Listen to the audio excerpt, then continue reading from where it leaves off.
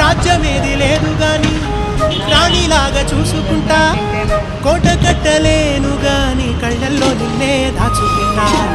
రాత ఎట్లా రాసి ఉన్నా ఆ మార్చి నీతో రాసుకుంటా. స్వర్గమంటూ ఉన్నదంటే అది నీతోనే ప్రతిరోజు పంచుకుంటా.